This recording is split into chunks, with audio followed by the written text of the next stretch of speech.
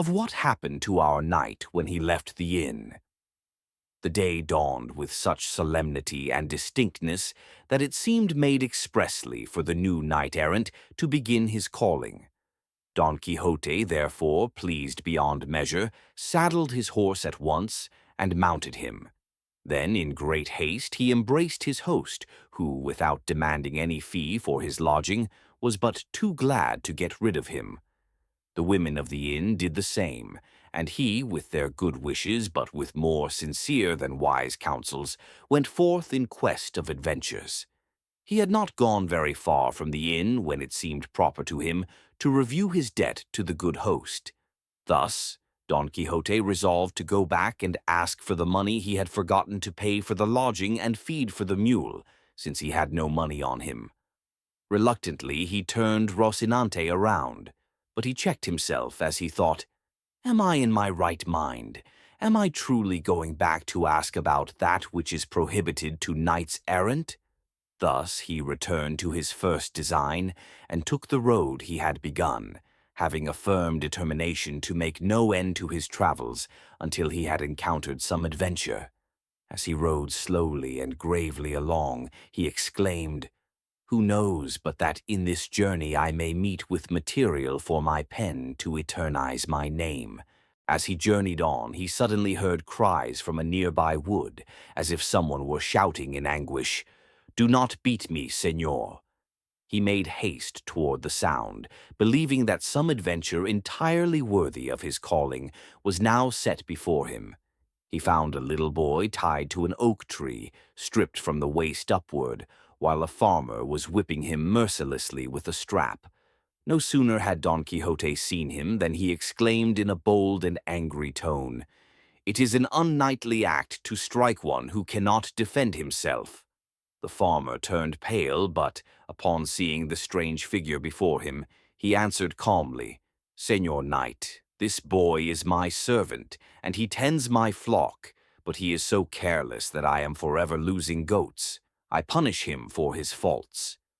Don Quixote replied sternly, "There is no need for such severity. Come, untie him and speak to him gently, for it is not fitting for you to mistreat one so helpless." The farmer protested that the boy deserved it. The boy cried, "He beats me only because he has taken my wages. He does not pay me." Hearing this, Don Quixote commanded the farmer to release the boy immediately. The farmer obeyed, though with reluctance. "Now," said Don Quixote, "how much do you owe him?" 9 months at 7 reals a month, the farmer replied. The boy interjected, "He says he will give me clothes, but they are all worn out." "All that shall be reckoned," answered Don Quixote. "But first, pay him the sum owed." The farmer said, "I do not have the money here. Let Andres come to my house, and I will pay him." Don Quixote grew fierce.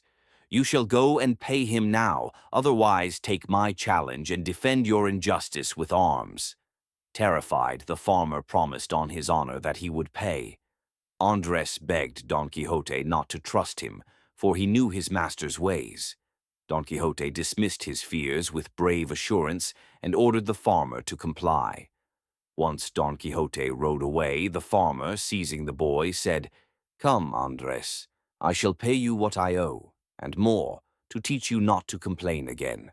Meanwhile, Don Quixote continued on, believing he had executed a noble deed. He rode confidently, saying aloud, "Saints and knights in ancient times did no more when righting wrongs." Soon he came to a high road where he saw 9 merchants from Toledo approaching. They were on horseback and accompanied by 4 servants on foot and 3 muleteers. Don Quixote placed himself in their path and shouted, "Let all the world stand still if all the world does not confess that there is no maiden more beautiful than the Empress of La Mancha, the peerless Dulcinea del Toboso." The merchants, bewildered, stopped. One of them said, "Señor Knight, we do not know this lady. Show her to us, and we will willingly confess the truth." Don Quixote, enraged, answered, "If I showed her to you, what merit would there be in your confession, Say it without seeing her, or defy me in battle." One of the merchants, jesting, said, "We will say what you desire, if only she is not blind in one eye nor the other running." Don Quixote flew into a fury. "She is perfection itself, and whoever says otherwise must fight me." He lowered his lance and charged Rocinante forward. But midway the horse stumbled and fell, sending Don Quixote crashing heavily to the ground. He tried to rise, but the weight of his armor prevented him. A muleteer seized Don Quixote's lance, broke it, and began beating him with the fragments. He struck him until they were tired and left him bruised and unable to move. When he could finally speak, Don Quixote murmured, "Dulcinea, aid your knight." Hours passed before a peasant traveling the road came upon him. The peasant asked who had harmed him. Don Quixote, believing the man an enemy, replied weakly with phrases from his stories. Seeing he was badly injured, the peasant removed his visor and wiped his face. Don Quixote muttered, "All is enchanted. They have carried away my enemy. But I shall yet triumph." The peasant, thinking him mad, lifted him gently, placed him upon his donkey, and began leading him toward his village. Don Quixote continued rambling about Dulcinea, giants, and enchantments. When they reached the village, children ran shouting that Don Quixote had returned wounded. His housekeeper, niece, and friends came running. They took him inside and put him to bed. The curate and barber, who were very fond of him, visited at once. Hearing his confused words, they blamed the knightly books he so loved. They resolved to examine them all and burn those that had caused his madness. Thus, with Don Quixote resting, the curate and barber began the famous scrutiny of his library. One by one, they removed the books from the shelves, judging them by title and reputation. Some they condemned to the flames at once, others they spared. The housekeeper cried, "Burn them all! They have ruined my master." The niece added, "Aye, if we burn them all, maybe he will be cured." They debated many books with great humor and learning, discussing authors, translations, and poetic value. Some they spared for their excellence, others they cast out with scorn. Meanwhile, Don Quixote slept, dreaming of battles and Dulcinea's beauty. At times he muttered brave words, and at other times lamentations. The curate said, "Let us finish quickly before he wakes and protests." Thus they continued until they had examined every book, leaving only a few. When Don Quixote awoke, he asked after his books, for he wished to return to reading at once. His niece told him, "A great enchanter came last night and carried them all away, saying that you must not read them any more." Don Quixote sighed deeply. "Then it is an enchantment," he said. "They always pursue knights-errant."